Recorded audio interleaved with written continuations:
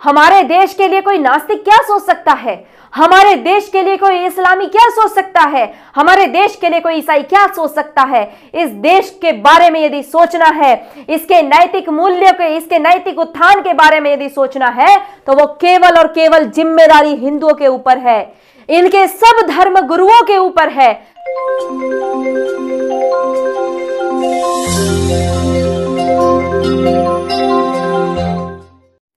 नमस्ते मित्रों, कर्मयोगी YouTube channel में आप सबका स्वागत है।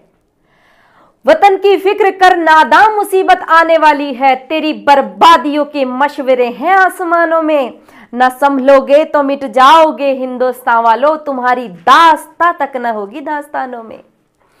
हमारे देश में जो केंद्रीय विद्यालय चल रहे हैं, अब उनकी प्रार्थनाओं पर लोगों की कड़ी नजर हो गई है। प्रार्थनाएं क्या हैं, ये भी आप सब लोग समझ लीजिए।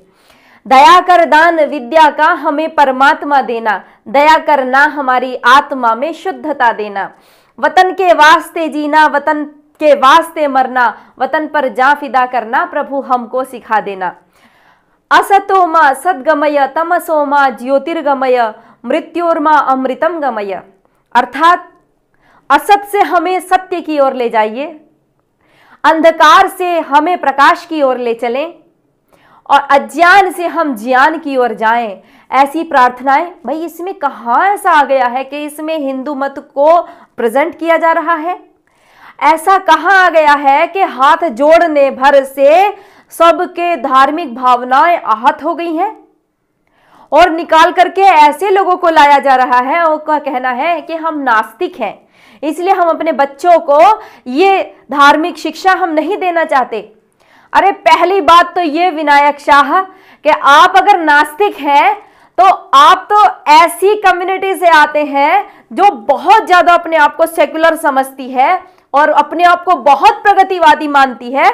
आप इतने भर से डर जाते हैं, आपके बच्चे इतने भर से आपकी नास्तिकता को छोड़ बैठेंगे। पहला प्रश्न तो ये है कि क्या आपके बच्चे केवल स्कूल में होने वाली प्रार्थना से आपके नास्तिक नहीं रहेंगे? दूसरा प्रश्न ये है कि क्या आप अपने बच्चे को वही आइडियोलॉजी देना चाहेंगे जो आप मानते हैं, या तो आप इतने खुले विचारों के हैं कि आप किसी को नहीं मानते हैं, नहीं तो आप अपने बच्चे को भी वही थोपेंगे जो आप मानते हैं।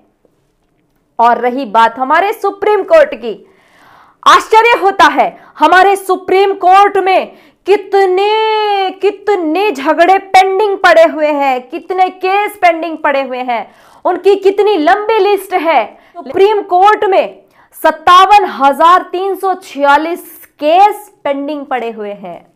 हाई कोर्ट में 47,19,000 से ज्यादा केस पेंडिंग है। लोअर कोर्ट में 2,96,00,000 से ज्यादा केस पेंडिंग पड़े हुए हैं। इसका मतलब यह है कि लगभग 4 करोड़ के लगभग केस पेंडिंग पड़े हुए हैं। और जिस मुद्दे को देश बहुत ज्यादा देखना चाहता है, वो राम मंदिर, वो भी पेंडिंग पड़ा हुआ है, उसकी भी सुनवाई करने के लिए समय नहीं है। लेकिन सुप्रीम कोर्ट इस बात पर बहुत गंभीरता से विचार करने को तैयार है कि असतो मा सद्गमय बोला जाए या नहीं, कि दया कर दान शिक्षा का हमें परमात्मा देना, ये बोला जाए या नहीं बोला जाए। अरे बच्चों को क्या बनाना चाहते हैं हमारे देश के कोर्ट, हमारे देश के नेता, हमारे देश का सारा समाज क्या बनाना चाहता है? क्या उनमें कोई नैतिकता नहीं दी जाएगी? आप किस बच्चे का निर्माण करेंगे? क्या वो एक केवल भौतिकताओं में बंधा हुआ एक लबादा? क्या वो केवल सड़कों का निर्माण करेगा? क्या वो केवल बिल्डिंग्स ही देखेगा? क्या वो केवल उड़ाने ही भरेगा? किस चीज पे, हम किस स्तर पर खड़ा करना चाहते हैं? हमारा आधार क्या है? हमने कभी भी, भारतीयों ने कभी भी भौतिक उन्नति को उन्नति नहीं माना है। ये हमारी आत्मा में है कि हमने आत्मिक गुणों को ही उत्थान माना है। जिस व्यक्ति के अंदर जितने ज्यादा गुणों का विकास होता है, हमने उसी को ही विकास माना है। आज हम किस आधार पर अपने भवन खड़े कर रहे हैं? ये जो हमारी आगे आने वाली पीढ़ी है, इसके अंदर आप नैतिक गुणों का विकास किस आधार पर करेंगे? और सब इतनी प्रार्थनाओं से डर गए। इन सब प्रार्थनाओं से आपके डरने का मतलब केवल एक है, आप डरे नहीं हैं, आप दूसरे को डरा रहे हैं। आप दूसरे को इसलिए डरा रहे हैं कि कहीं ऐसा ना हो कि इस देश में हिंदू राज्य की कोई संकल्पना हो जाए, क्योंकि केंद्रीय विद्यालयों में चलने वाली प्रार्थनाएं आपको डर लगने लग गया है कि ये हिंदू आइडियोलॉजी से आती हैं। अरे अगर ये सब हिंदू आइडियोलॉजी की बात कर रहे हो तो भारतीयता किस चीज का नाम है? अब भारत को भारत क्यों कहते हैं? क्या इसीलिए कहते हैं कि यहां पर उर्दू लिखी हुई है, यहां पर इंग्लिश लिखी हुई है, यहां पर हिंदी लिखी हुई है, यहां अनेक भाषाएं हैं, यहां कोई भी अपने मत और मजहब चला सकता है? क्या केवल यही भारत है? भारत की आत्मा क्या है? क्या कभी विचार किया है आत्मा क्या है? अरे आत्मा है हमारे ऋषि मुनियों की जो दी हुई थाती है, जो वेद से लेकर के आरण्यक, उपनिषद सारे ग्रंथ आते हैं। हमारे देश ने इन्हीं ऋषि मुनियों की परंपराओं का पालन करते हुए जीरो का आविष्कार करके पूरे संसार को दिया था, आयुर्वेद का आविष्कार करके सारे संसार को दिया था। कितने बड़े बड़े आविष्कार हमारे देश में हुए हैं, वो इन नैतिक मूल्यों के आधार पर हुए हैं। आप कहते हो कि इससे बच्चे का दिमाग बैठ जाएगा, आप ये तर्क देते हो कि इससे बच्चा वैज्ञानिक प्रगति नहीं कर पाएगा।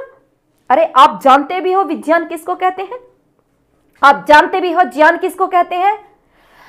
जो कम्युनिस्ट देश हैं, जिनको जो नास्तिक कहते हैं, उन देशों में कितना रक्तपात आप लोगों ने मचाया है इस नास्तिकता के लिए। याद रखो, जैसे आप कहते हो ना हम किसी को नहीं मानते, इसी तरह से आप ये नास्तिकता है ना, आप इसको मानते हैं और ये आपको मानना पड़ेगा। नास्तिकता भी आपके मानने के घेरे में है कि मैं नास्तिक हूं, आप यही मानते हैं। इसका मतलब यह है आप भगवान की जगह, किसी देवी देवता की जगह नास्तिकता को मानते हैं। यह भी तो एक मानना है ना, मैं कुछ नहीं मानता। तो आप इस पर अपना ध्यान दीजिए। और इसके पीछे जो बैठे हुए लोग हैं ना, जो जमीयत उलेमाए हिंद के लोग, वो कह रहे हैं हम इसका प्रबल समर्थन करेंगे। अरे आपके यहां तो कोई शब्द अच्छा है ही नहीं जिसको जोड़ा जाए। आपके जामिया मिलिया इस्लामिया का जो ध्येय वाक्य है उसमें यही है, अल्लम अल इंसाना मालम यालम, अर्थात उसने सिखाया आदमी को जो वह नहीं जानता था। इसका मतलब क्या है? इसका क्या मतलब है? क्या कोई उससे शिक्षा मिल रही है या उससे कोई बच्चे की नैतिकता में वृद्धि हो रही है? हमें तो समझ नहीं आ रहा इसका क्या मतलब है। लेकिन आपको बता दूं, आप यदि संस्कृत भाषा से चिढ़ करते हैं, आप यदि उपनिषद के वाक्य को हटाना चाहते हैं, तो आपको बता दूं कि देश में कहां कहां उपनिषद के वाक्य और संस्कृत के वाक्य लिखे हुए हैं। भारत सरकार का ध्येय वाक्य सत्यमेव जयते, लोकसभा का ध्येय वाक्य धर्मचक्र प्रवर्तनाय, गोवा राज्य का ध्येय वाक्य सर्वे भद्राणि पश्यन्तु, प्रशासनिक सेवा अकादमी का वाक्य योगः कर्मसु कौशलम, सीबीएसई उसका ध्येय वाक्य है असतो मा सद्गमय। हमारे देश के सेना को दिया जाने वाला युद्धपोत आईएनएस विक्रांत, जिसके नाम पर हर भारतीय गर्व करता है, उसका ध्येय वाक्य क्या है? जयेम समयुधि स्पर्धा। इतना ही नहीं, नेपाल सरकार का जो ध्येय वाक्य है, लोगो है, वो है जननी जन्मभूमिश्च स्वर्गादपि गरीयसी। इंडोनेशिया जल सेना का ध्येय वाक्य है जलेश्वेव जयामहे। अब कहां तक निकालोगे? कहां तक इन वाक्यों को दूर करते चले जाओगे? कुछ सोचा है? आप नहीं सोचोगे। मेरा सभी हिंदू भाइयों से यह कहना है, ये नहीं सोचेंगे। हमारे देश के लिए कोई नास्तिक क्या सोच सकता है? हमारे देश के लिए कोई इस्लामी क्या सोच सकता है? हमारे देश के लिए कोई ईसाई क्या सोच सकता है? इस देश के बारे में यदि सोचना है, इसके नैतिक मूल्यों के, इसके नैतिक उत्थान के बारे में यदि सोचना है, तो वो केवल और केवल जिम्मेदारी हिंदुओं के ऊपर है, इनके सब धर्म गुरुओं के ऊपर है, सारे समाज के ऊपर है। मैं सभी से कहना चाहती हूं, चाहे वह आरएसएस है, चाहे वह आर्य समाज है, चाहे बजरंग दल है, चाहे वह कोई भी संगठन है, सभी संगठन के लोग सचेत हो जाइए। इस तरह की छोटी छोटी घटनाएं करके हमारी सभ्यता संस्कृति को पिन पिन चुभा करके छेद किए जा रहे हैं और उस छेद से रिसती हुई हमारी सभ्यता चली आ रही है, संस्कृति को रिसाया जा रहा है। उससे एक जो मटका हमारी सभ्यता का भरा हुआ है उस सभ्यता से विहीन किया जा रहा है। और ये जो कुछ नहीं जानते ऐसे लोग हमारे ऊपर राज कर रहे हैं। अपनी शक्ति को बढ़ाओ, शौर्य को बढ़ाओ, सुप्रीम कोर्ट को ताकत दिखाओ, ऐसे वकीलों को बताओ कि आप जो ये कर रहे हैं हमारे देश में, ये देश में नहीं चलने वाला है। जय हिंद, वंदे मातरम।